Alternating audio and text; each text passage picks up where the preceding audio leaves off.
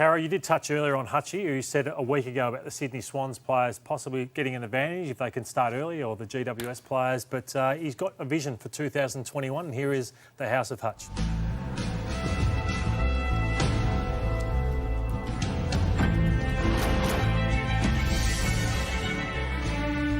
Well, you'll be pleased to know this is not quite Tasmania with the team this year, and so you can save me the tweets and the abuse that I got right around the nation for that a few weeks ago. But this is a bit simpler and I think pretty efficient. No point letting the NRL go State of Origin in November without trying to take it on head-to-head. Like, I struggle to understand why we wouldn't do head-to-head State of Origin. There's 3 games that the NRL have forecast.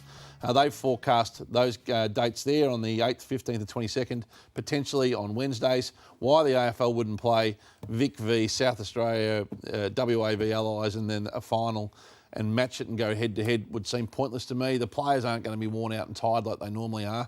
And why would you let NRL have November if the AFL can't go too? It seems as simple. There was going to be, I think, international rules, which is not going to fly. So that's a pretty easy substitute. And then next year, we're going to maximise crowds. Now, if the crowds aren't back, I hate saying that out loud, pre-season won't start till the 1st of January no matter what happens. I think that's a given, and probably into January.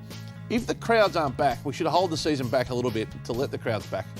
You know, if you think March is not ready for crowds and April could be, or May could be, we'll start a bit later. We want to have people go to the game next year.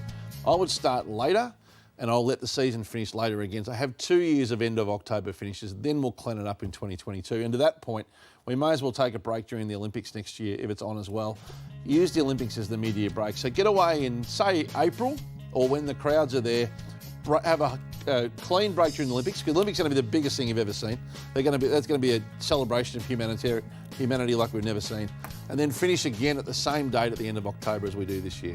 I've been in isolation too long. Everything you've just said, I completely agree with, which is a great concern to me. As long as... Hang on, let's check the tape.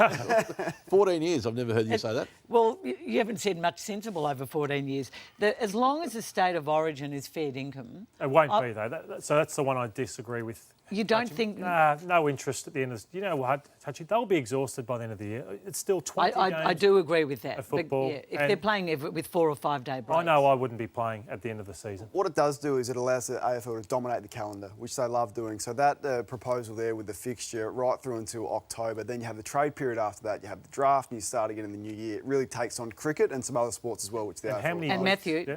Money too. If the players are paid... 3 marquee games for money. If they get paid, they'll play. And what about launching the AFLW season in November? That's what I'd be doing. Makes a little bit of sense as well. Like, we can't let NRL have November to itself with its 3 biggest events in November. And next year, the Olympics, they're going to be so big if they happen. They paid them $50,000 to play that stupid AFLX a few years ago. Surely... I mean, can you picture... vaccine by next July, if they're a big, tall order from here, but let's run the exercise. People can fly again. They can travel at the Olympics. The celebration of humanity, and we've all made it this far. The AFL doesn't want to compete for that 3 weeks. Concede defeat, extend the season, and we'll clean everything up in 2022.